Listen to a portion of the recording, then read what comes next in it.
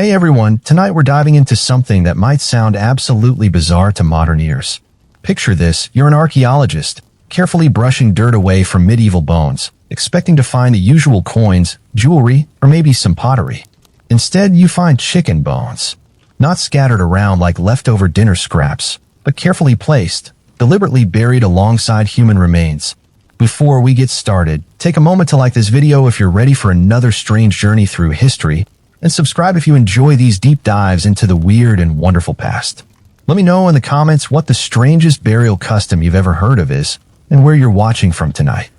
Now grab something warm to drink, maybe dim those lights, and let's step back into a world where the line between the living and the dead was much thinner than we imagine today.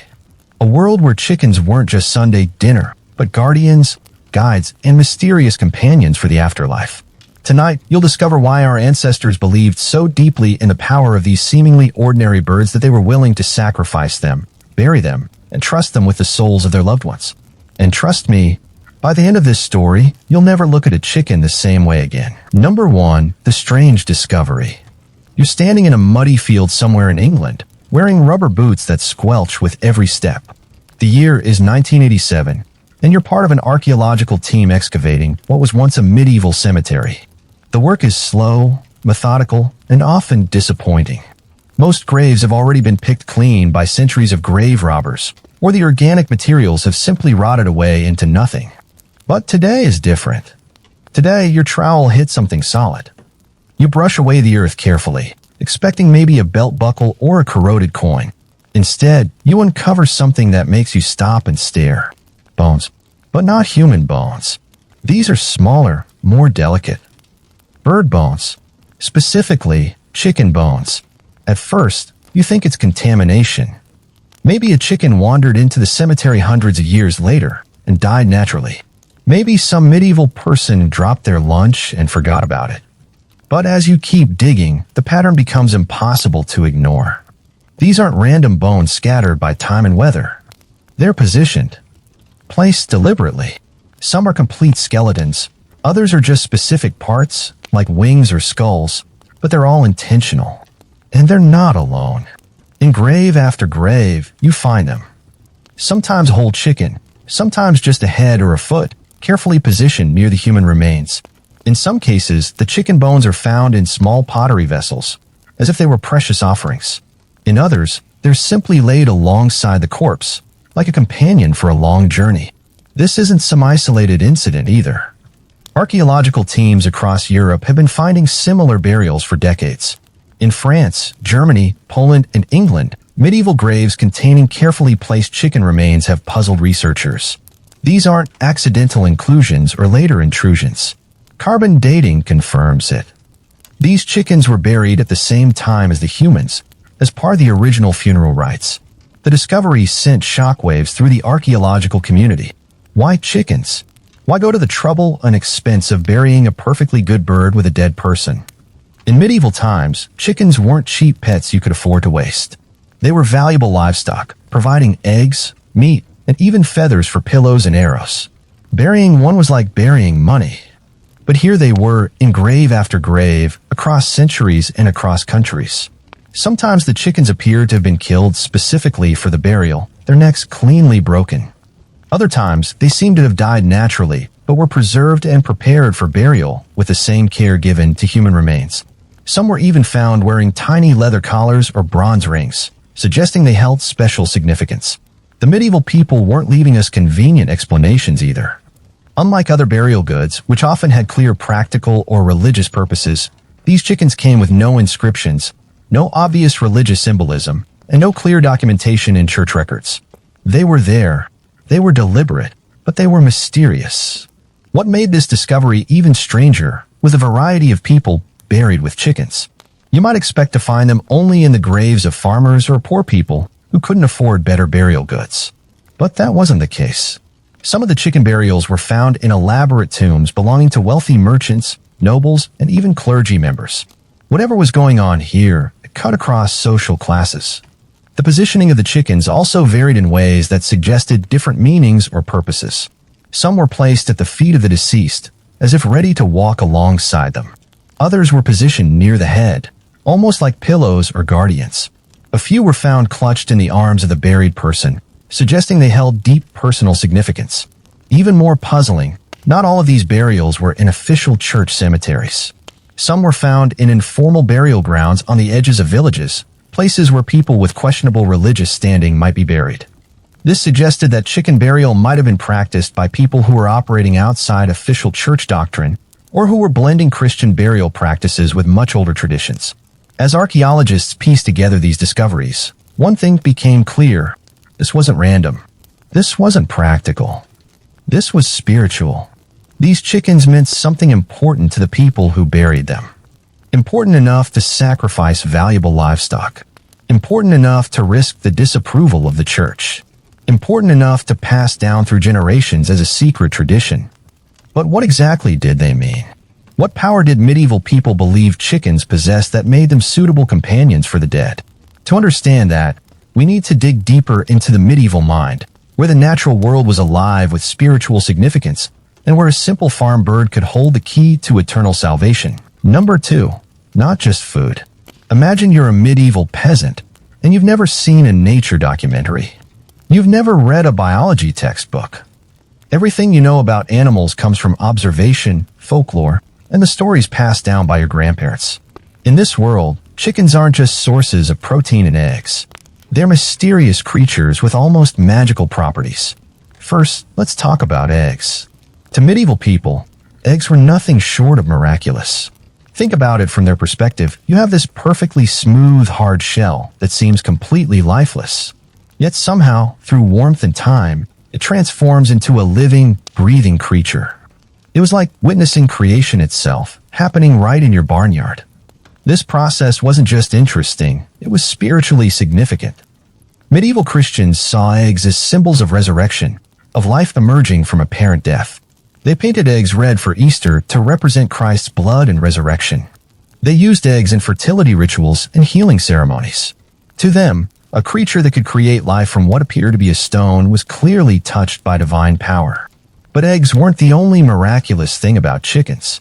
Their daily behaviors seemed to connect them to cosmic forces that humans could barely understand. Every single morning, without fail, roosters crowed at dawn. They didn't need clocks or calendars. They seemed to have a direct line to the sun itself, announcing its arrival with their powerful calls. To medieval people, this made roosters living timekeepers, creatures that existed at the boundary between night and day, darkness and light. In a world without reliable ways to tell time, where most people lived by the rhythm of sunrise and sunset, a creature that could predict the dawn was incredibly valuable. But it was more than practical. It suggested that roosters had special knowledge, special powers that ordinary animals didn't possess. Medieval folklore was full of stories about roosters and their supernatural abilities. They were said to be able to see ghosts and evil spirits that were invisible to human eyes. When a rooster crowed in the middle of the night, it wasn't just random noise. It meant the bird was warning against supernatural danger. Some stories claim that demons and vampires lost their power at the sound of a rooster's crow, forced to retreat back to whatever dark places they came from. Chickens were also connected to prophecy and divination in ways that seem strange to us today. Medieval people practiced a form of fortune-telling called electromancy, where they would place grain in a circle marked with letters of the alphabet and watch which letters the chicken pecked first. The sequence was supposed to spell out prophecies or answer important questions. Imagine basing major life decisions on where your chicken chose to eat its breakfast. The connection between chickens and the spiritual world went even deeper in pre-Christian European traditions. Before Christianity spread across Europe, many cultures saw birds as messengers between the world of the living and the world of the dead. Birds could fly, which meant they could travel between earth and sky, between the physical and spiritual realms.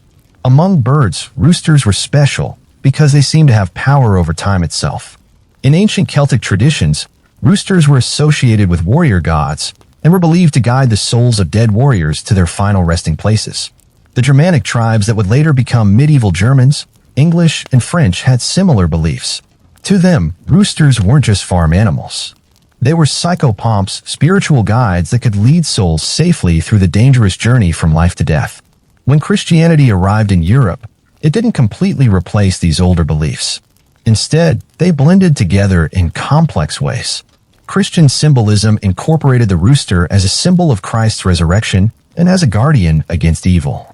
The cock's crow that announced Peter's betrayal of Jesus also became a symbol of spiritual awakening and redemption. But the older, pagan meanings didn't disappear. They went underground, blending with Christian practices in ways that the official church didn't always approve of.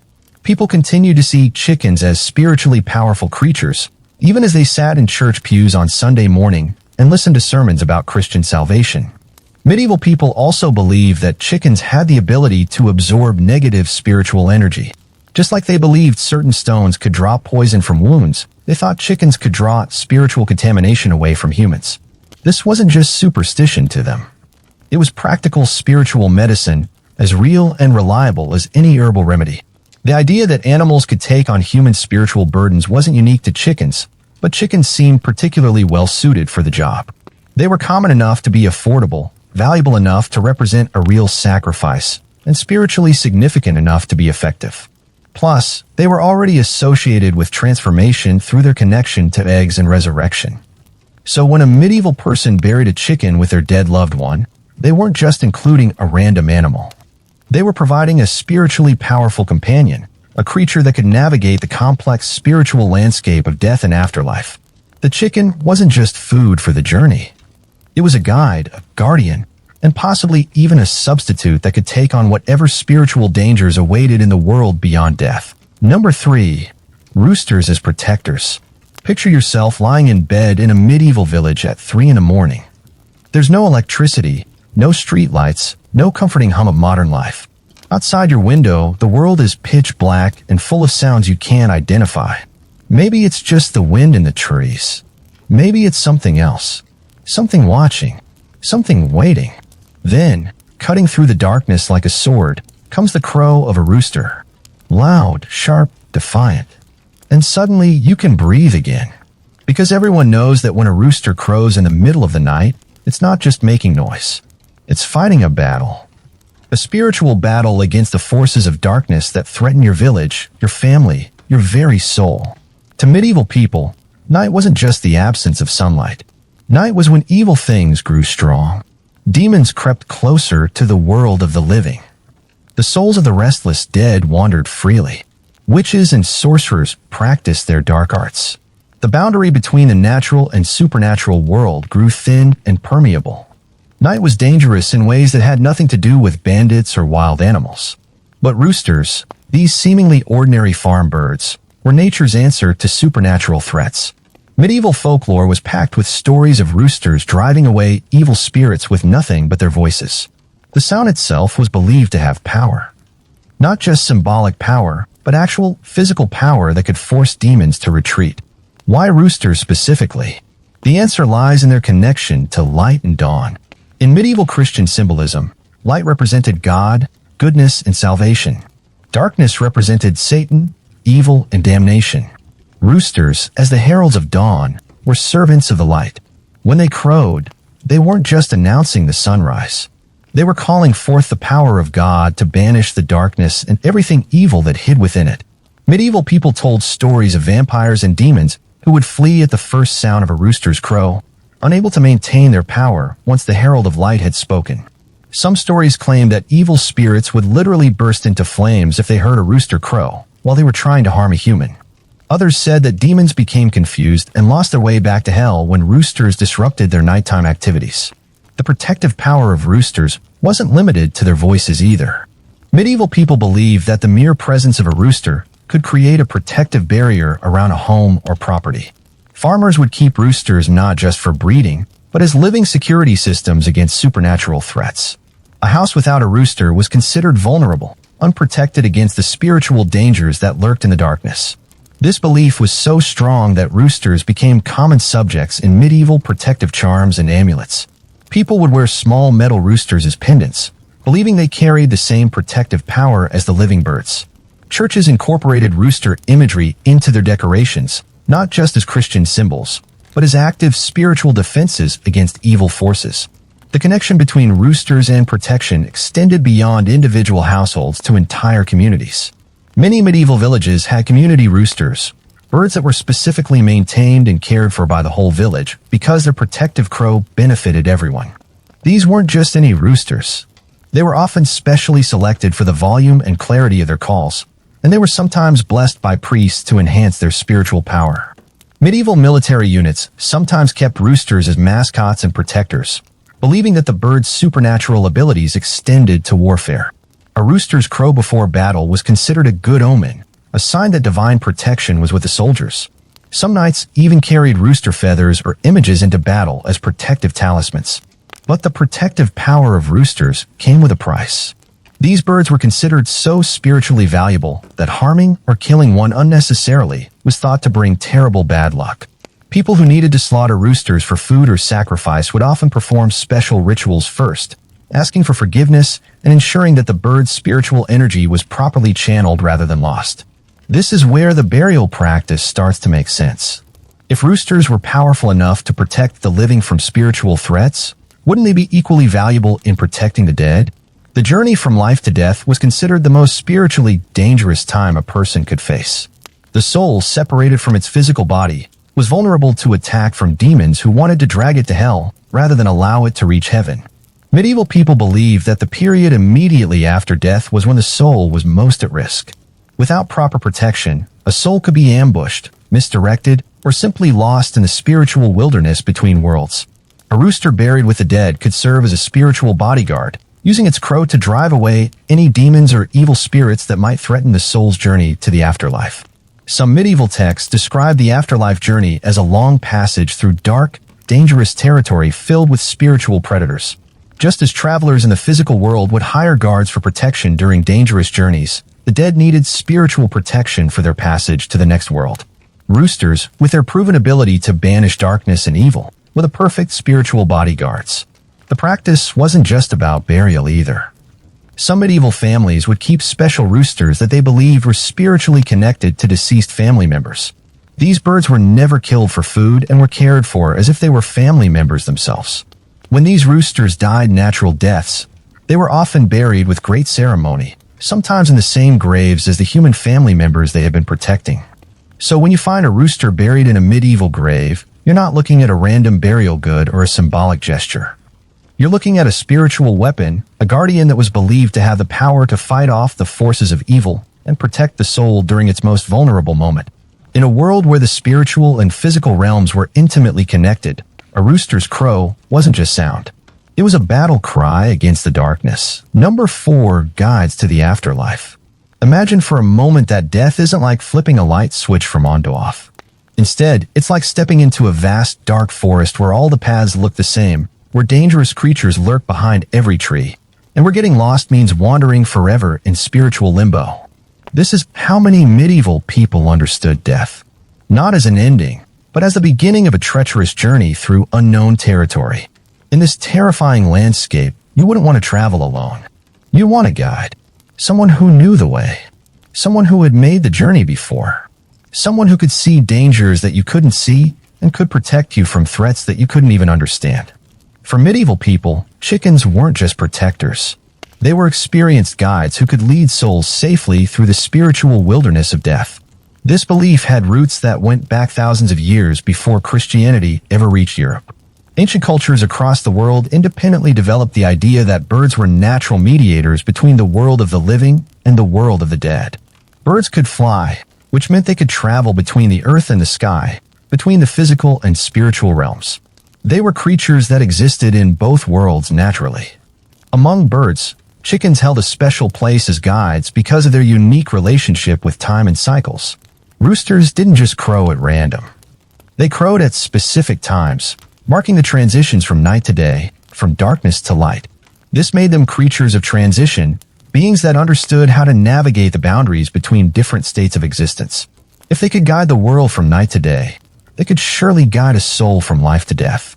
Medieval European folklore was filled with stories of chickens appearing to people at the moment of death, leading their spirits away from their bodies and toward whatever came next. These weren't scary, ominous appearances. They were comforting, helpful encounters where the chicken served as a kind spiritual companion, taking the fear out of dying by providing guidance and companionship. Some medieval texts describe the afterlife journey as having multiple stages, each with its own dangers and challenges. The soul first had to separate from the body without being trapped by its attachment to physical life. Then it had to navigate through various spiritual territories, some populated by demons trying to capture it, others filled with confusing illusions meant to lead it astray. Finally, it had to present itself for judgment, either by God in Christian theology or by other divine authorities in older belief systems. At each stage, a soul needed different kinds of help. During separation from the body, it needed something to help it let go of physical attachments. Chickens were perfect for this because they were associated with transformation through their connection to eggs and hatching. Just as a chick had to break free from its shell to enter the world, a soul had to break free from its body to enter the afterlife. During the journey through dangerous spiritual territory, the soul needed protection and guidance. Chickens provided this through their supernatural ability to see and fight spiritual threats and through their natural homing instinct. Medieval people observed that chickens could find their way home across considerable distances, even in unfamiliar territory. This suggested they had an innate sense of direction that could work in spiritual as well as physical space. During the final judgment, the soul needed an advocate, something that could testify to its worthiness for salvation. Chickens were valuable creatures that represented sacrifice and devotion. A person who was willing to give up a valuable chicken for burial was demonstrating their spiritual priorities, showing that they valued the soul's welfare more than material wealth. The practice of using chickens as psychopomps, or soul guides, wasn't uniform across medieval Europe. Different regions had different specific beliefs about how the process worked. In some areas, people believed that the chicken's spirit would merge with a human soul, providing it with the chicken's natural spiritual abilities. In others, the chicken was thought to travel separately alongside the soul, serving as a companion and protector during the journey. Some medieval burial sites contain evidence that chickens were specifically prepared for their role as spiritual guides. Archaeological excavations have found chicken remains that show signs of special treatment before burial. Some were carefully cleaned and arranged in specific positions. Others were buried with small objects like bells or pieces of blessed metal, suggesting they were being equipped for their spiritual mission. The belief in chickens as afterlife guides also influenced how people treated these birds during life. Families would often designate specific chickens as future guides for particular family members. These birds would be treated with special care and respect, fed better food, and protected from harm because they were destined for spiritual service. When these designated guide chickens died naturally, they were often buried immediately with recently deceased family members, or their bodies were preserved until a family member died. Medieval people also believed that the relationship between a person and their guide chicken could begin during life. Some families raised chickens specifically for companionship rather than just for practical purposes. These companion chickens were thought to develop spiritual bonds with their human families that would continue into the afterlife.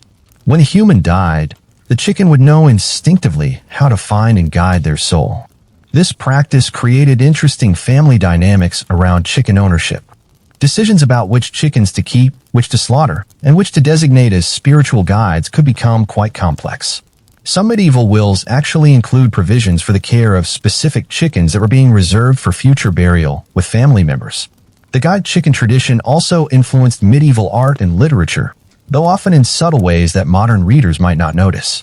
Medieval stories sometimes include chickens appearing at moments of spiritual crisis or transition, offering guidance or comfort to characters facing spiritual challenges. These weren't just random details. They were references to the widely understood belief that chickens could serve as spiritual guides and protectors. When you understand chickens as spiritual guides rather than just farm animals, the archaeological evidence starts to make much more sense. The careful positioning of chicken remains in graves, the evidence of special preparation, the inclusion of chickens in burials across different social classes, all point to a sophisticated spiritual practice where these birds were being prepared and equipped for their role as companions in humanity's greatest journey. Number 5. Sacrifice for the soul. You're standing beside a freshly dug grave in the cold morning air.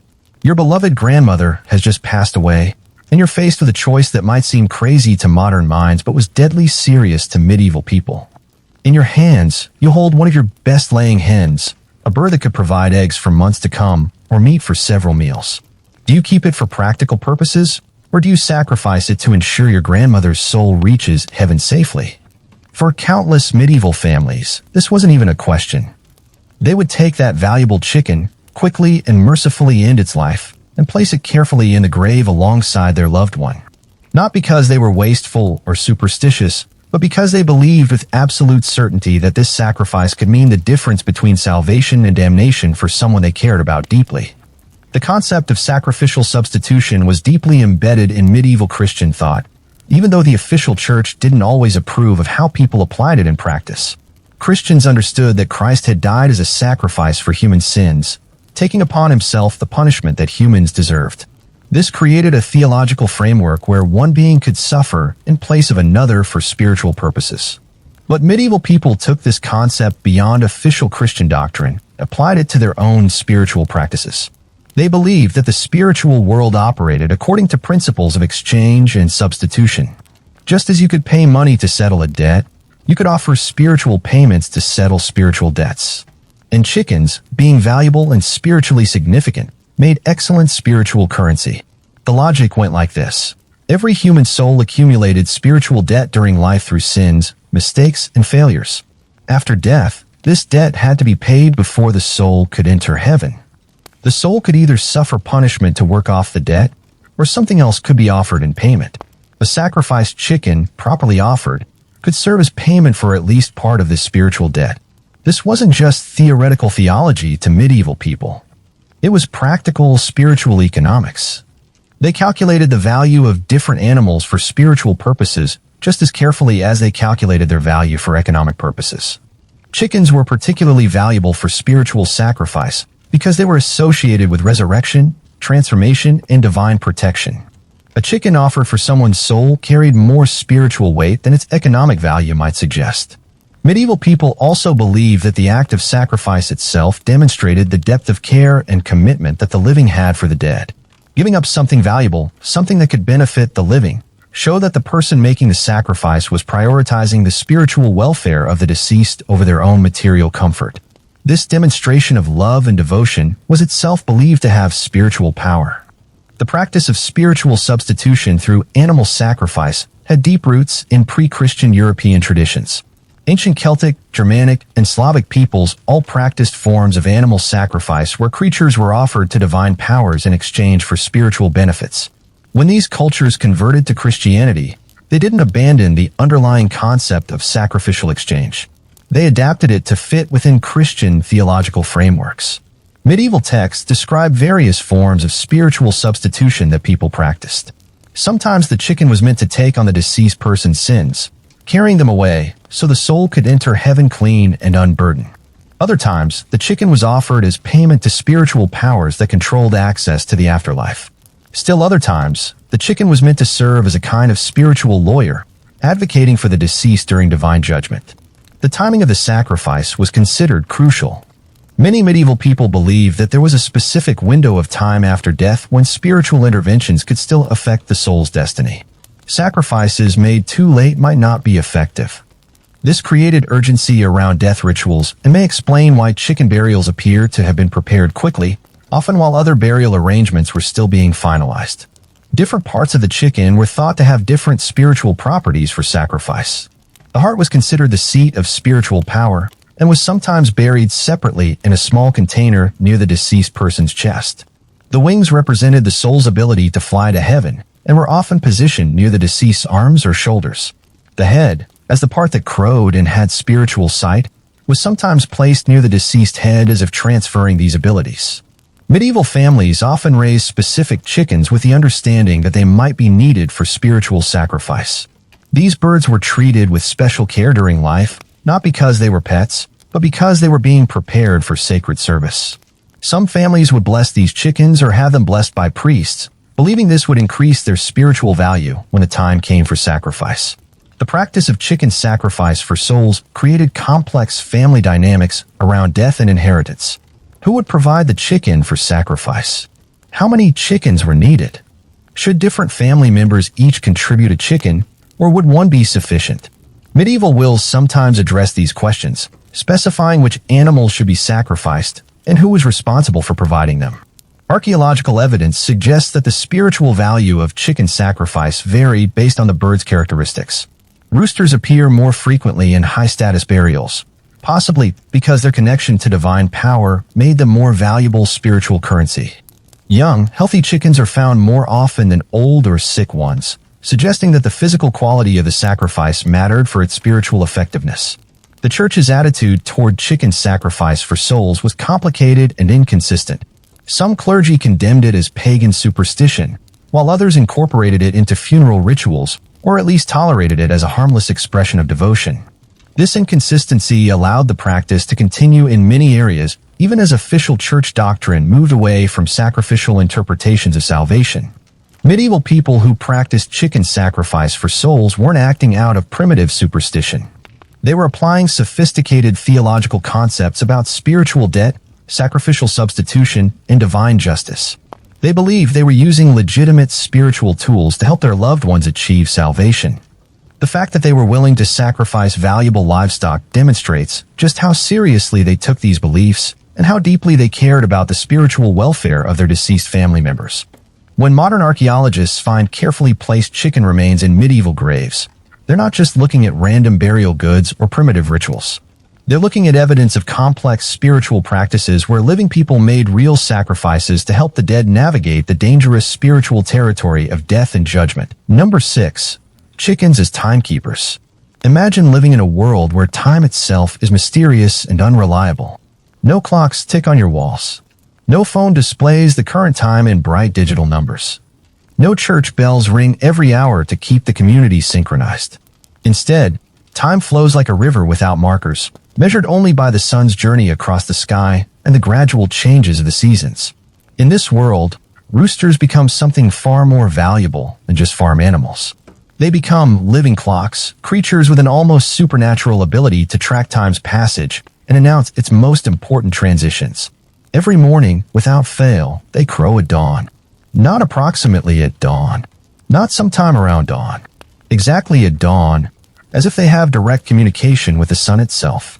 To medieval people, this wasn't just a useful convenience. It was profound evidence that roosters possessed divine knowledge about the fundamental structure of reality. Time wasn't just practical for them. It was spiritual. The transition from night to day wasn't just about the sun rising. It was about the daily victory of light over darkness, of good over evil, of hope over despair. Roosters, as the heralds of this daily triumph, held a sacred position in medieval understanding of cosmic order. They weren't just announcing the dawn. They were participating in creation itself, calling forth the light that would drive away the spiritual dangers that thrived in darkness. Their crow wasn't just sound. It was a prayer, a battle cry, a divine command that separated order from chaos every single day. This daily miracle of timekeeping gave roosters a special relationship with eternity. If they could predict and announce the most important transition of each day, what other transitions might they be able to navigate? Medieval people reasoned that creatures with such precise knowledge of temporal boundaries might also understand the boundaries between life and death, between the physical world and the spiritual realm. The connection between timekeeping and spiritual guidance ran deep in medieval thought. Time itself was considered one of the fundamental structures that God had imposed on creation to bring order out of chaos.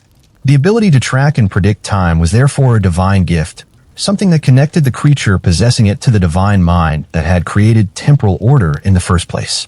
Medieval people observed that roosters didn't just crow at dawn. They also crowed at other significant temporal transitions throughout the day and night. Midnight crows were particularly meaningful, marking the transition from one day to the next. These midnight announcements were often interpreted as spiritual warnings or messages, roosters alerting the community to supernatural activity that peaked during the deep hours of night. This temporal sensitivity made roosters valuable not just for practical timekeeping, but for spiritual timing as well. Medieval people believed that certain spiritual activities were more effective at specific times. Prayers had more power at dawn. Healing rituals worked better at sunset. Protection spells were strongest at midnight. Roosters, with their innate understanding of these temporal transitions, could guide these spiritual practices. When it came to death and afterlife, timing was considered crucial. Medieval theology taught that the soul's journey after death involved specific stages that occurred at particular times. There were windows of opportunity for spiritual intervention, periods when prayers for the dead were most effective, and moments when the soul was most vulnerable to spiritual threats. A rooster buried with the dead could serve as a temporal guide for the soul's journey, helping it navigate the complex timing requirements of the afterlife. Just as the bird had announced the daily transition from night to day during life, it could announce and guide the eternal transition from mortal existence to divine judgment and beyond. Some medieval burial sites show evidence that chickens were sacrificed and buried at specific times of day, suggesting that the timing of the burial ritual itself was considered important. Archaeological evidence indicates that some chicken burials were conducted at dawn, possibly to align the sacrifice with the rooster's natural moment of spiritual power when it would normally be announcing the arrival of light. The belief in roosters as temporal guides also influenced medieval ideas about resurrection and eternal life. Just as roosters called forth the daily resurrection of the sun each morning, they were thought to be able to call forth the resurrection of human souls at the end of time. This made them appropriate companions for the dead, creatures that could help ensure the deceased would be ready when the final trumpet sounded and the dead were called to rise. Medieval people also believed that roosters could see across time in ways that humans couldn't. Their ability to predict dawn without any apparent external cues suggested that they had access to temporal knowledge that was hidden from human understanding. This prophetic ability made them valuable guides not just for navigating the present moment of death, but for understanding what lay ahead in the eternal future. The temporal powers of roosters were thought to extend beyond simple timekeeping to include the ability to influence the flow of time itself. Some medieval texts describe roosters as being able to slow down or speed up the passage of time in spiritual contexts, giving souls more opportunity to complete necessary spiritual transitions or accelerating the journey through dangerous periods. This understanding of roosters as temporal masters helps explain why chicken burials are found across such a wide range of medieval society. Rich and poor alike needed help navigating the complex timing requirements of death and afterlife. A rooster's temporal gifts were equally valuable, whether you were a wealthy merchant or a struggling peasant, because spiritual time operated according to different rules than economic time. The practice of burying chickens as temporal guides also created interesting theological questions that medieval people had to navigate. If roosters could influence spiritual time, did this make them competitors with divine authority over temporal order? Or were they servants of divine will, creatures specifically created to help humans understand and navigate the temporal structure of spiritual reality? Most medieval Christians resolve these questions by viewing roosters as divinely appointed helpers rather than independent spiritual powers. The bird's temporal abilities were understood as gifts from God, meant to assist humans in their spiritual journeys, rather than to replace divine authority over time and eternity. When modern archaeologists find chicken remains positioned carefully in medieval graves, they're looking at evidence of sophisticated theological thinking about time, eternity, and spiritual guidance. These weren't random inclusions or primitive superstitions. They were carefully considered spiritual tools, chosen specifically for their perceived ability to help human souls navigate the complex temporal challenges of death and eternal life. Number 7. Wealth and status. Walk through any modern cemetery, and you'll immediately notice the differences. Elaborate marble headstones next to simple wooden crosses. Sprawling family mausoleums beside modest grave markers. Even in death, wealth and status leave their marks. Medieval cemeteries were no different, except the markers of status weren't just in stone inscriptions and expensive monuments. Sometimes, they were buried right alongside the dead in the form of carefully selected animals. When archaeologists first started finding chickens in medieval graves, one of the most surprising discoveries was where they found them. These weren't just in the simple graves of poor farmers who might have had emotional attachments to their livestock. Some of the most elaborate chicken burials were found in the tombs of wealthy merchants, minor nobility, and even high-ranking church officials. This created a puzzle. Why would people who could afford expensive burial goods like gold jewelry, silk clothing, and carved stone coffins choose to include humble farm animals in their eternal rest? The answer reveals something fascinating about medieval attitudes toward wealth, status, and spiritual value that's completely foreign to modern thinking. In medieval society, wealth wasn't just about having money. It was about demonstrating your ability to make meaningful sacrifices. Anyone could buy expensive jewelry if they had enough coins. But choosing to sacrifice a valuable living creature for spiritual purposes showed a deeper kind of wealth, a wealth of character and spiritual understanding that money alone couldn't purchase. Think about it from a medieval perspective. A gold ring might cost you a month's wages, but once you bought it, you still had the ring. You could wear it, show it off, maybe even sell it later if times got tough. But sacrificing a chicken for burial meant giving up not just the immediate value of the bird, but all the future value it could have provided. Eggs for months to come, meat when needed, even more chickens through breeding. You were literally burning your wealth for spiritual purposes. This kind of sacrifice sent a clear message to your community and to God. It said that you understood the relative importance of material and spiritual goods. It demonstrated that you had enough wealth to afford meaningful sacrifice and enough wisdom to know when sacrifice was necessary.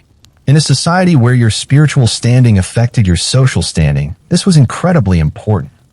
The archaeological evidence supports this interpretation. Chicken burials in wealthy graves often show signs of special preparation that would have cost additional time and money. Some chickens were found with small bronze or silver ornaments, suggesting they were decorated for burial. Others show evidence of having been fed special diets before sacrifice, making them even more valuable offerings. Medieval wealthy families often maintained special flocks of chickens specifically for spiritual purposes rather than practical ones. These weren't working farm birds. They were spiritual livestock, kept and bred specifically for their potential role in burial rituals. Maintaining such flocks was expensive and required dedicated space and care, making it a luxury that only wealthy families could afford. The social dynamics of chicken burial in wealthy families could be quite complex. Different family members might compete to provide the most impressive chicken for a deceased relative's burial. The size, health, and beauty of the sacrificed chicken reflected not just on the deceased, but on a living family member who provided it. A scrawny, sick chicken would be an embarrassment. A magnificent rooster was a statement of love, respect, and financial capability. Some wealthy medieval families even employed specialists to prepare chickens for burial. These weren't just butchers or cooks, but people who understood the spiritual significance of the ritual and could ensure that the chicken was properly prepared for its sacred role. They knew which prayers to say, which oils to use for preservation, and how to position the bird for maximum spiritual effect. The practice also created interesting economic networks around death and burial. Wealthy families who didn't maintain their own spiritual flocks would need to purchase appropriate chickens from others. This created a market for premium burial chickens, birds that were specifically raised and prepared for spiritual sacrifice rather than practical consumption. Medieval records from some wealthy households show expenses for burial fowl listed separately from regular food purchases. These entries indicate that such chickens commanded premium prices, sometimes costing several times more than regular chickens because of their special preparation and spiritual significance. The status aspect of chicken burial extended beyond the immediate family to include servants and dependents. Wealthy households would sometimes include chickens in the burials of favored servants or retainers, demonstrating the household's wealth and generosity. This practice showed that the family had enough resources to extend spiritual care even to people outside their immediate bloodline. For wealthy medieval women, chicken burial could be particularly significant. In a society where women's wealth was often limited and controlled by male relatives, the decision to sacrifice valuable livestock for spiritual purposes might represent one of the few ways they could make independent choices about spiritual matters. Archaeological evidence suggests that some of the most elaborate female burials with chickens belonged to wealthy widows who had gained control over their own resources. The church's attitude toward wealthy chicken burials was complicated. On one hand, clergy appreciated the spiritual devotion and financial sacrifice that such burials represented. Wealthy families who spent money on spiritual purposes were clearly prioritizing their souls over their material comfort. On the other hand, some clergy worried that expensive burial rituals might become displays of earthly vanity rather than genuine spiritual devotion. This tension led to interesting variations in how chicken burials were conducted among the wealthy. Some families made their chicken sacrifices public and elaborate, incorporating them into funeral ceremonies where the community could witness their spiritual generosity.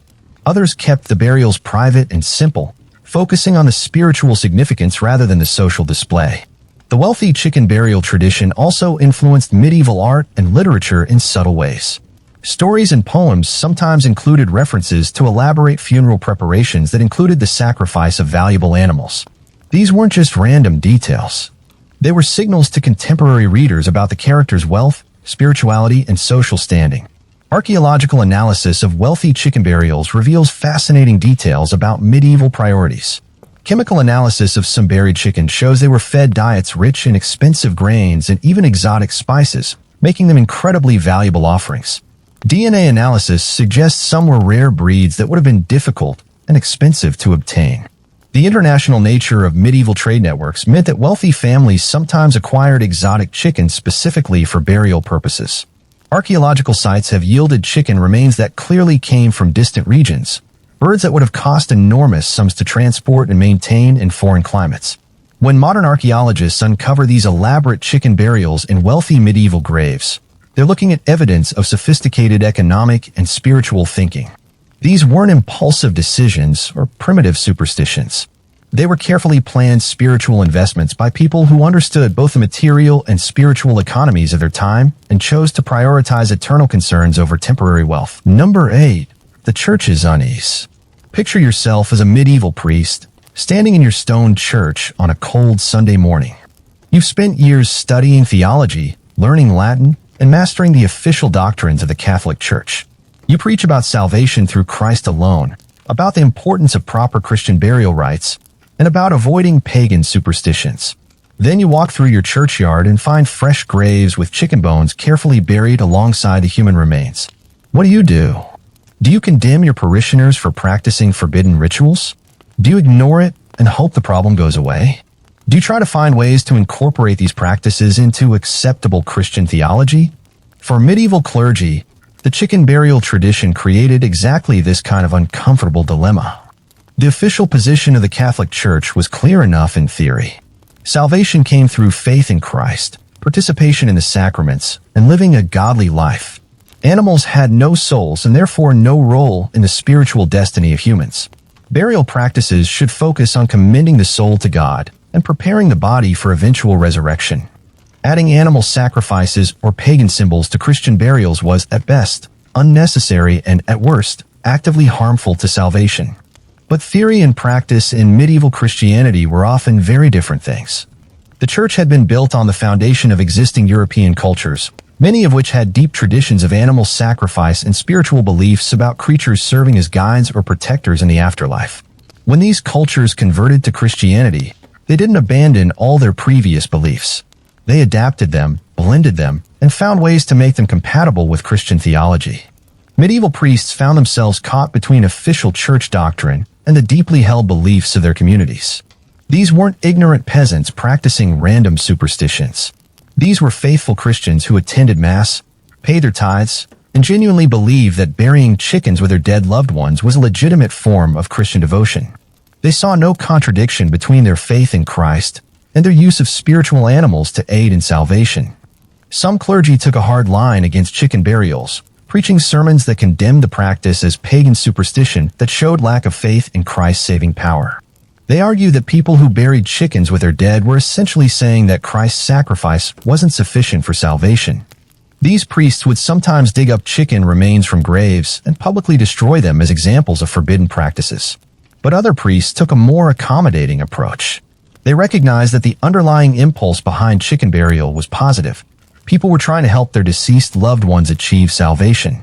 Rather than condemning the practice entirely, these clergy tried to reinterpret it within acceptable Christian frameworks.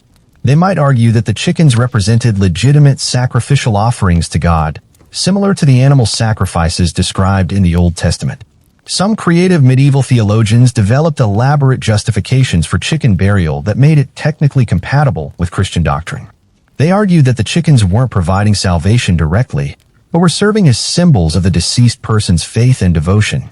The willingness to sacrifice valuable livestock demonstrated the depth of Christian commitment, and this demonstration of faith could indeed contribute to salvation. The theological creativity required to justify chicken burial led to some fascinating medieval religious texts. Some clergy wrote treatises arguing that animals, while not possessing souls themselves, could serve as instruments of divine will in the spiritual realm.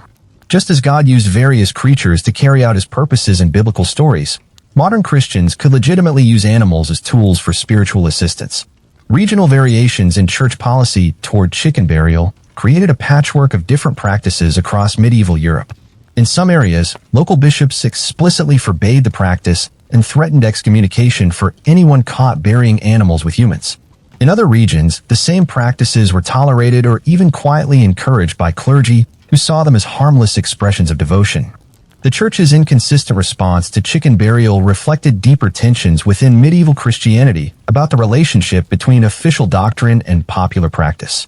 The The Catholic Church was supposed to be universal and uniform, but was also supposed to be pastoral and responsive to local needs.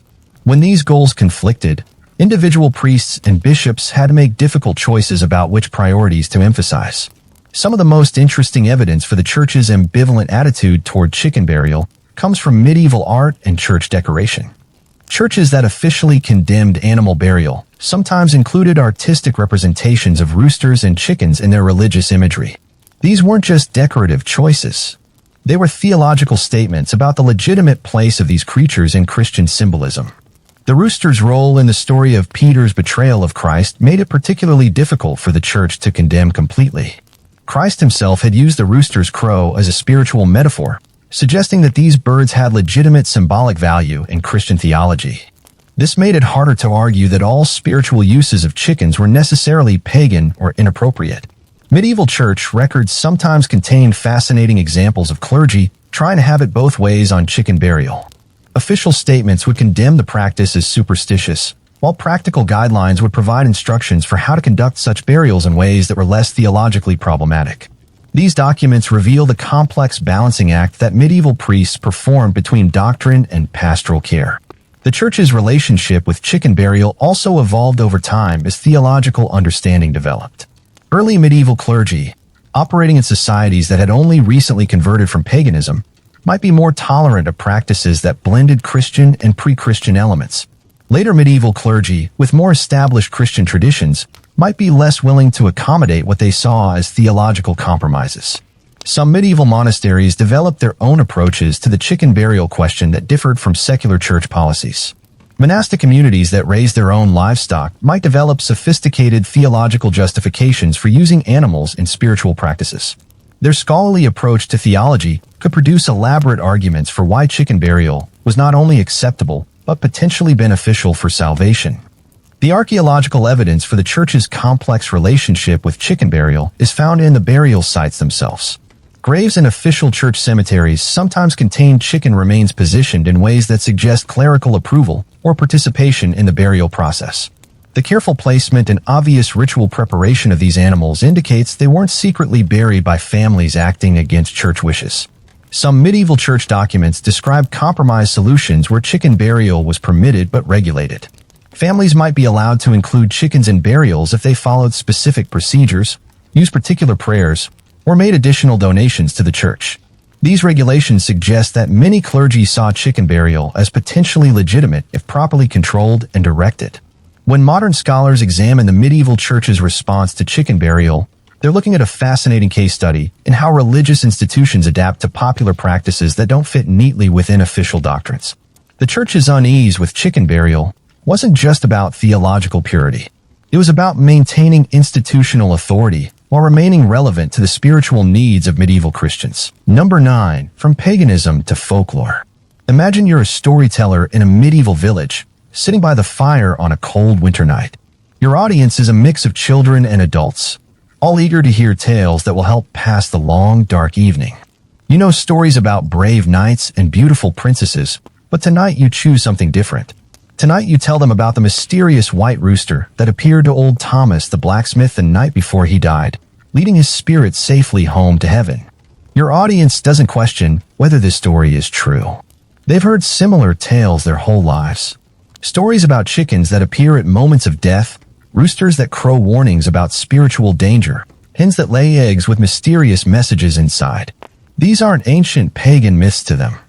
They're part of their everyday understanding of how the world works, stories that help explain the mysterious connections between life, death, and the spiritual realm.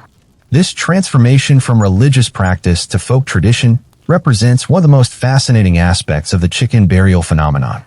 As the medieval church gradually succeeded in suppressing the actual practice of burying animals with the dead, the spiritual beliefs that supported that practice didn't disappear. They went underground, transforming from ritual actions into oral traditions that could be shared safely around hearth fires and market squares. The process of transformation wasn't sudden or complete. For centuries, chicken burial and chicken folklore existed side by side, each reinforcing the other. Families who buried chickens with their dead would tell stories to explain and justify their practices. Communities that had stopped burying chickens would preserve the underlying beliefs in story form, keeping alive the spiritual knowledge even when they could no longer act on it directly. Medieval folklore about chickens and death is remarkably rich and varied across different European cultures, but certain themes appear consistently. Stories about roosters appearing to dying people as spiritual guides. Tales of chickens that could see ghosts and evil spirits invisible to human eyes. Legends about special chickens that could carry messages between the world of the living and the world of the dead. One common type of story involved chickens that would behave strangely before someone in the household died. A rooster might crow at unusual times, or a hen might stop laying eggs, or chickens might gather in specific formations that experienced people could read as omens. These stories served multiple purposes. They preserved ancient beliefs about the spiritual sensitivity of chickens, they provided communities with ways to prepare psychologically for death, and they offered comfort by suggesting that death wasn't random or meaningless.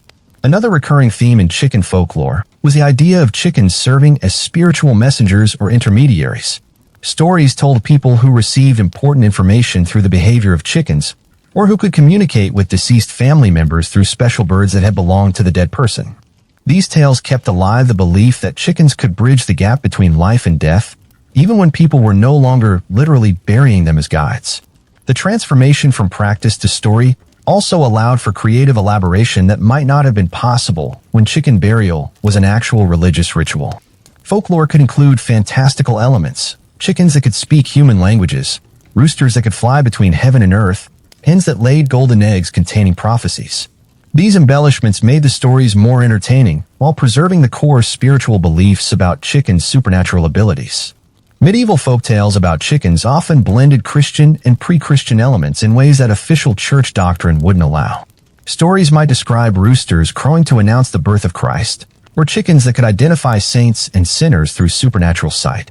These tales allowed communities to maintain their traditional beliefs about spiritually powerful chickens while incorporating them into acceptable Christian narratives. The geographic spread of chicken folklore provides fascinating insights into how these beliefs traveled and evolved. Similar stories appear across medieval Europe, but with regional variations that reflect local customs and concerns. Northern European tales might emphasize chickens' ability to provide warmth and light during long, dark winters. Southern European stories might focus on chickens' connections to fertility and agricultural success. Some medieval chicken folklore seems designed to preserve specific practical knowledge about death and burial that might otherwise be lost. Stories about how to prepare chickens for spiritual service, which types of chickens were most effective for particular spiritual purposes, and when and how to conduct rituals involving chickens. This knowledge was embedded in entertaining narratives that could be transmitted orally without attracting unwanted attention from church authorities. The social function of chicken folklore in medieval communities extended beyond just preserving old beliefs. These stories provided ways for communities to discuss death and spiritual concerns indirectly through metaphor and symbolism. Talking about a magical rooster was safer and more comfortable than talking directly about your fears regarding your own death or the spiritual fate of deceased loved ones. Medieval chicken folklore also served as a form of spiritual education, teaching community members about the complex relationships between the physical and spiritual worlds. Through stories, people learn about the signs of spiritual danger, the proper responses to supernatural encounters, and the ways that ordinary creatures like chickens could provide protection and guidance in spiritual matters. The transformation of chicken burial practices into folklore traditions wasn't just about preservation. It was also about adaptation to changing social and religious circumstances. As medieval society became more literate and more officially Christian, communities needed new ways to maintain their ancestral wisdom about death and spirituality that wouldn't conflict with church teachings or educated skepticism. Some of the most interesting medieval chicken folklore involves stories about the consequences of not properly honoring the spiritual significance of these birds. Tales of families that suffered misfortune because they failed to include chickens in funeral rites, or communities that were haunted by restless spirits because they had abandoned traditional burial practices. These stories served as gentle reminders of the importance of maintaining spiritual traditions even in changing times. The archaeological evidence for this transformation from practice to folklore can be found in the gradual changes in burial patterns over time. Early medieval graves contain actual chicken remains, while later medieval sites show evidence of symbolic substitutions, chicken-shaped pottery, metal roosters, or artistic representations of chickens instead of actual birds. This evolution suggests that communities were finding new ways to honor their beliefs while adapting to changed circumstances. By the end of the medieval period, chicken folklore had become so embedded in European culture that it would survive the transition to the modern era. Many of the chicken-related superstitions, folk beliefs, and fairy tales that persisted into modern times can trace their origins back to the medieval period when these creatures were considered legitimate spiritual guides and protectors for the dead. When modern folklorists study medieval chicken traditions, they're examining a remarkable example of how spiritual practices can adapt and survive even when their original religious context disappear. The transformation from burial ritual to folktale represents a sophisticated form of cultural preservation that allowed communities to maintain their ancestral wisdom while navigating changing religious and social circumstances. Number 10. The creepy legacy. You're walking through a modern cemetery at dusk, reading the names and dates on weathered headstones, when you come across something unusual. Not a chicken, obviously. No one buries chickens with the dead anymore. But maybe it's a small ceramic rooster placed on a grave by someone's grandmother. Or a faded photograph of an old man holding his favorite hen. Or even just a child's drawing of a chicken tucked under a funeral wreath that's been left to weather in the rain. You might dismiss these as random decorations, maybe ethnic traditions you don't understand, or just the quirky preferences of grieving families. But if you knew the history we've explored tonight, you'd recognize them for what they really are, echoes of one of humanity's strangest and most persistent beliefs about death and the afterlife. The idea that humble farm birds could serve as guides, protectors, and companions for human souls making the dangerous journey from life to whatever comes next. The practice of literally burying chickens with the dead might have mostly disappeared from Western culture by the end of the medieval period, but the underlying beliefs didn't vanish completely. They transformed, adapted, and found new ways to express themselves in each succeeding generation. The spiritual significance that medieval people attached to chickens left traces that you can still find today, if you know what to look for. Modern funeral customs in many cultures still include references to birds and flying creatures as symbols of a soul's journey to the afterlife. The release of white doves at funerals, the use of eagle and angel imagery on headstones, and the common expression that someone has flown away when they die all reflect ancient beliefs about birds serving as guides and messengers between the world of the living and the world of the dead. Some contemporary religious and spiritual movements have explicitly revived practices similar to medieval chicken burial. Neo-pagan groups, followers of reconstructed ancient religions, and practitioners of various folk magic traditions sometimes include animal sacrifices or animal companions in their death rituals. These modern practices are often based on scholarly research into historical traditions like the medieval chicken burials we've discussed. The psychological appeal of the chicken burial tradition hasn't disappeared either. Modern people facing the death of loved ones still struggle with the same fundamental questions that troubled medieval families. Is the deceased safe? Are they at peace? Is there anything we can do to help them in whatever comes after death? The specific answers may have changed, but the underlying emotional needs remain remarkably consistent across centuries. Contemporary folklore and urban legends sometimes include stories that echo medieval beliefs about chickens and death. Tales of mysterious roosters appearing at accident sites, chickens behaving strangely before tragedies, or birds that seem to carry messages from deceased family members. These stories aren't direct continuations of medieval traditions, but they reflect similar psychological needs to find meaning and connection in the face of mortality.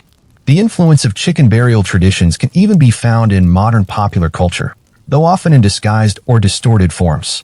Horror movies that feature evil or supernatural chickens, children's books about magical roosters, and video games that include chickens as spiritual guides or magical creatures all draw on deep cultural memories of times when these associations were taken seriously rather than treated as entertainment. Archaeological discoveries of medieval chicken burials continue to make headlines and capture public imagination in ways that other archaeological finds might not.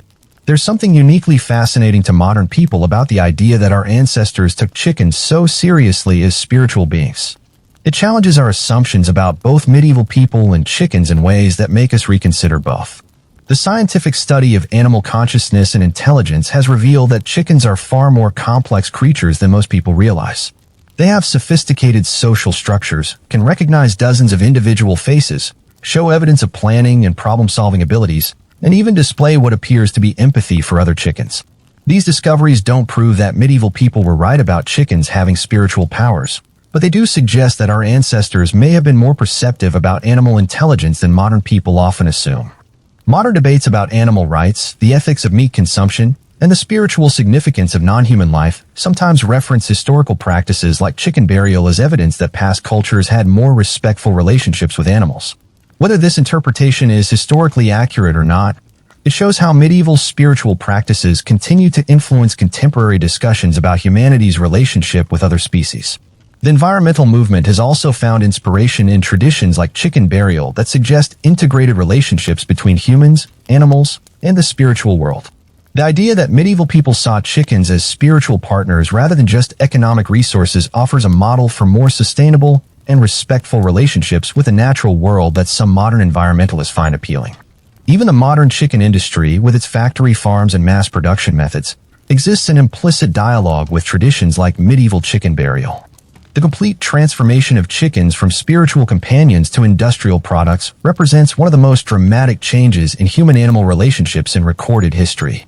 Understanding how our ancestors related to chickens spiritually provides a stark contrast to contemporary attitudes. The persistence of chicken-related superstitions in modern culture also reflects the lasting influence of medieval spiritual traditions. Beliefs about chickens bringing good luck, roosters warding off evil, and the spiritual significance of finding unexpected eggs all echo the complex spiritual role that these birds played in medieval society. These superstitions might seem quaint or silly to skeptical modern minds, but they represent genuine cultural memories of times when such beliefs were matters of life and death.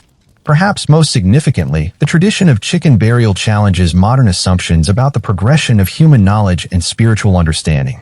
We often assume that we know more than our ancestors, that our scientific worldview is more accurate and sophisticated than their spiritual perspectives. The discovery that medieval people had complex, internally consistent spiritual practices involving chickens forces us to reconsider whether progress is always linear and whether older ways of understanding the world might contain insights that modern thinking has lost. The creepiest aspect of the chicken burial legacy might be the way it reveals how much of human spiritual experience remains mysterious and unexplained despite centuries of scientific advancement. Medieval people buried chickens with their dead because they believed it would help the deceased navigate spiritual dangers and reach salvation safely. Modern people don't generally share those specific beliefs, but we still struggle with the same fundamental questions about what happens after death and whether there's anything we could do to influence spiritual outcomes for people we love. Standing in that modern cemetery at dusk, looking at that ceramic rooster or faded photograph, you might feel a strange connection across the centuries to medieval people who faced the same grief, the same uncertainty, and the same desperate hope that something could be done to help the dead find peace. The specific practices have changed, but the underlying human needs and fears remain remarkably constant. The legacy of chicken burial isn't just historical curiosity. It's a reminder that human relationships with death, spirituality, and the natural world have been far more complex and varied than we often assume. It challenges us to think more carefully about our own assumptions and practices around death and grief, and to consider whether we might be missing spiritual insights that our ancestors took for granted. Maybe the strangest thing about medieval chicken burial isn't that people once believed farm birds could guide souls to heaven. Maybe the strangest thing is that we've become so disconnected from that kind of integrated spiritual thinking that the practice seems bizarre rather than beautiful. In a world where death has become increasingly medicalized, commercialized, and removed from everyday experience, there might be something to learn from people who saw spiritual significance in ordinary creatures and who believed that love for the dead could take concrete, practical forms. The chickens buried in medieval graves have long since turned to dust, but the questions they represent remain as urgent today as they were 1,000 years ago. In our modern world of scientific explanations and technological solutions, we still haven't definitively answered the spiritual mysteries that drove medieval people to seek help from humble farm birds. Perhaps that's the most unsettling legacy of all, the recognition that for all our progress, death remains as mysterious and frightening now as it was when our ancestors first placed chickens in graves and hoped for the best. So here we are, at the end of our journey through one of history's strangest spiritual practices. You've followed archaeologists as they uncovered chicken bones in medieval graves. You've walked through the complex spiritual world where ordinary farm birds were believed to possess supernatural powers. You've witnessed the transformation of ancient pagan beliefs into Christian theology, then into folklore, and finally into the faint echoes that still whisper through our modern world. But as we reach the end of this story, the most profound realization might be this: The people who buried chickens with their dead weren't so different from us. They faced the same fundamental questions that keep us awake at night. What happens when we die? Is there anything beyond this physical existence? Can we help the people we love navigate whatever comes after death? How do we find meaning and comfort in the face of mortality? The medieval peasant standing beside a fresh grave, holding a valuable chicken and deciding whether to sacrifice it for their grandmother's soul, was grappling with the same existential anxieties that drive modern people to spend thousands of dollars on elaborate funerals, to leave flowers on graves years after burial, or to desperately search for signs that their deceased loved ones are still somehow present and safe. The specific answers have changed, but the questions remain eternal. Where medieval people saw spiritual guides in chickens, modern people might find comfort in believing that deceased relatives are watching over them as guardian angels. Where medieval families sacrificed livestock to help souls reach heaven, modern families might donate to charities in memory of the deceased or hold elaborate memorial services designed to honor and aid the departed spirit. The archaeological evidence for chicken burial forces us to confront an uncomfortable truth about human progress and spiritual understanding. We often assume that our modern scientific worldview represents clear advancement over the supposedly primitive beliefs of our ancestors. We look at medieval practices like chicken burial and feel smug about how far we've come, how much more we know, how much more sophisticated our understanding has become. But have we really answered the questions that drove medieval people to seek help from humble farm birds? Modern science can describe the biological processes of death in exquisite detail. We understand brain death, cellular breakdown, and the chemical changes that occur when life ends. But we're no closer to definitively answering what, if anything, happens to human consciousness after the body dies than we were 1,000 years ago. Modern medicine can extend life, ease suffering, and help people die with dignity. But it can't tell a grieving family whether their loved one is safe, whether there's anything they could do to help, or whether the bonds of love and care continue beyond the grave. For all our technological advancement, we still face the same spiritual uncertainties that made medieval people willing to sacrifice valuable livestock in hope of helping their deceased family members. The chicken burial tradition also reveals something important about the relationship between official religious doctrine and personal spiritual experience. The medieval church's ambivalent response to chicken burial reflects a tension that continues today between institutional religious teachings and individual spiritual needs. People then, as now, often found that official religious answers weren't sufficient for their personal spiritual questions. Modern people might not bury chickens with their dead, but they still engage in spiritual practices that aren't necessarily endorsed by their official religious institutions. They might talk to deceased relatives, leave personal items on graves, or perform private rituals that help them feel connected to the dead. These practices serve the same psychological and spiritual functions that chicken burials serve for medieval people. They provide concrete ways to express love for the deceased and hope for their continued welfare. The transformation of chicken burial from religious practice to folk tradition and finally to cultural memory also illustrates how spiritual knowledge survives and adapts across generations. The specific practice disappeared, but the underlying human needs that created it found new forms of expression. This suggests that the spiritual impulses behind chicken burial aren't merely historical curiosities. They're persistent aspects of human nature that will continue to find expression regardless of changes in technology, religion, or scientific understanding. Perhaps most importantly, the chicken burial tradition challenges us to think more deeply about our relationship with death and grief in modern society. Medieval people approached death as a community experience that required active participation from the living. They believed that the dead needed ongoing care and assistance, and that providing this care was both a spiritual duty and a source of comfort for the living. Modern Western culture has largely medicalized and professionalized death, removing it from everyday experience and treating it as a technical problem to be solved rather than a spiritual mystery to be navigated. We've gained tremendous benefits from this approach in terms of pain management, infection control, and efficient processing of the deceased. But we may have lost something important in the process. The sense that death is a transition that the living can actively help with rather than just a biological endpoint that they must passively accept. The medieval practice of chicken burial reflected a worldview where the living and the dead remained connected, where death was a process rather than an event, and where love could take concrete forms that continued to matter beyond the grave. Whether or not we accept the specific theological claims behind these practices, we might benefit from recovering some of their underlying attitudes about death as a community experience that calls for active response rather than passive acceptance. The archaeological discovery of chicken burials also raises important questions about what we might be missing in our current spiritual and cultural practices. If intelligent, caring people once believed so strongly in the spiritual significance of chickens that they were willing to sacrifice valuable resources for their benefit, what other aspects of the natural world might have spiritual dimensions that we've overlooked in our rush toward technological solutions? Modern environmental crises have led some people to reconsider whether our ancestors might have had more sustainable and respectful relationships with the natural world. The idea that medieval people saw chickens as spiritual partners rather than just economic resources offers a model for more integrated relationships between humans and other species. Whether or not we believe in the specific spiritual powers that medieval people attributed to chickens, we might benefit from approaching other creatures with similar respect and recognition of their complexity and significance. The chicken burial tradition also reminds us that spiritual practices don't have to be officially sanctioned or theologically sophisticated to be meaningful and effective.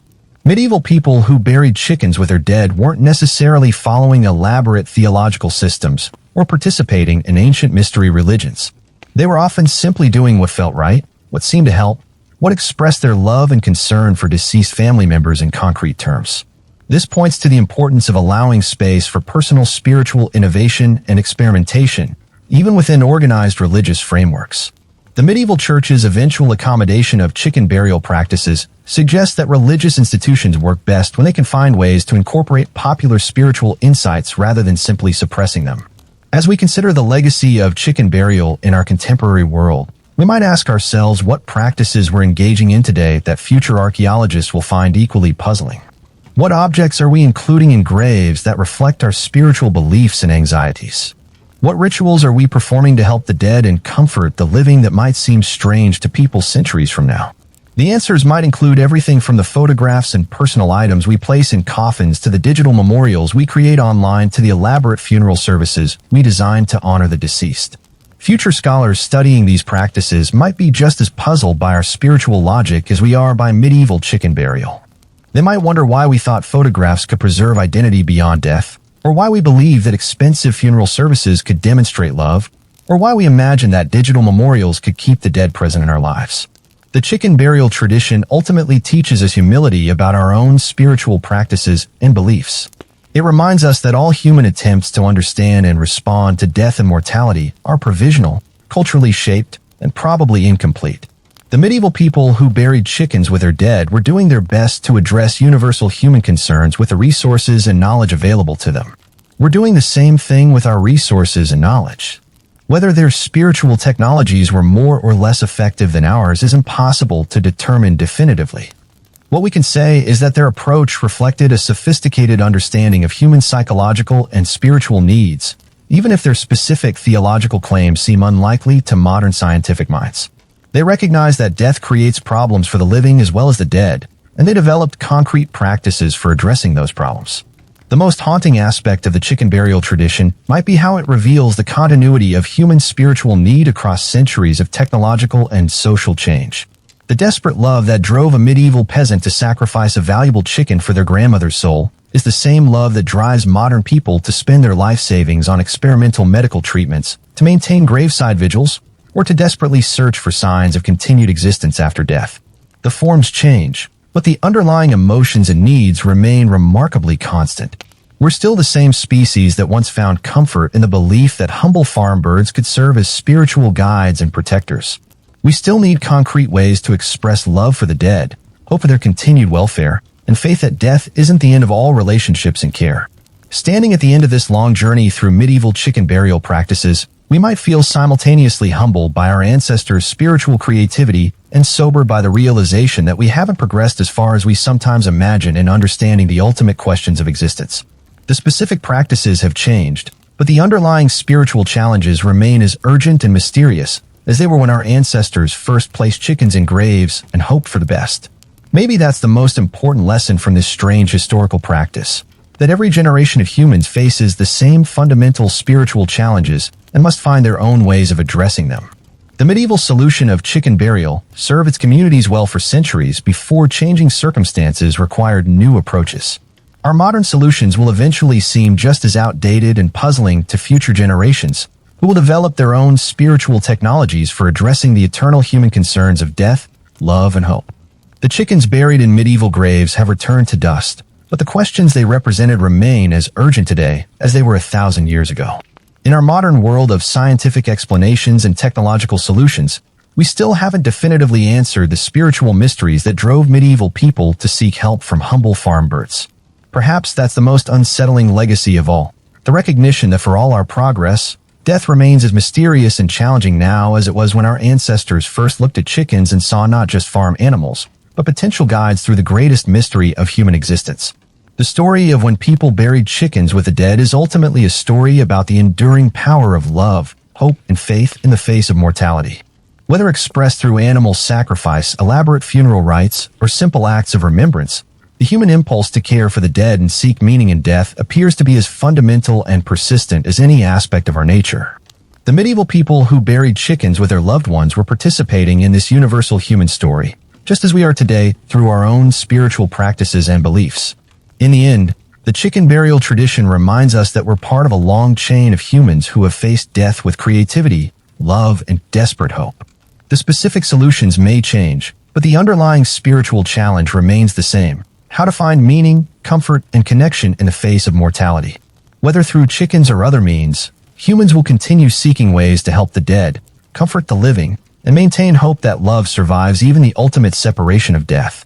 And perhaps that's enough.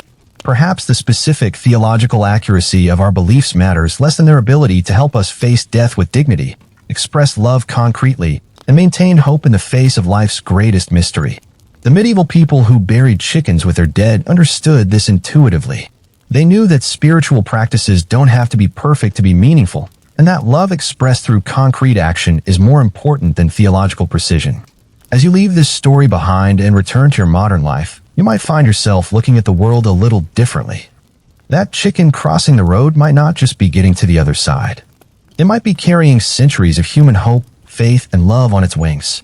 And maybe that's exactly what our ancestors saw when they looked at these humble creatures and decided they were worthy companions for humanity's greatest journey. The mystery continues, the questions remain, and somewhere in the space between scientific knowledge and spiritual hope, we continue the ancient human search for meaning in the face of mortality. The chickens may no longer accompany us physically on that journey, but their spiritual legacy lives on in every human attempt to find comfort, express love, and maintain hope in the presence of death. That's the true inheritance of the chicken burial tradition, not the specific practice itself, but the reminder that humans are spiritual creatures who will always seek ways to transcend the apparent finality of death through acts of love, faith, and hope.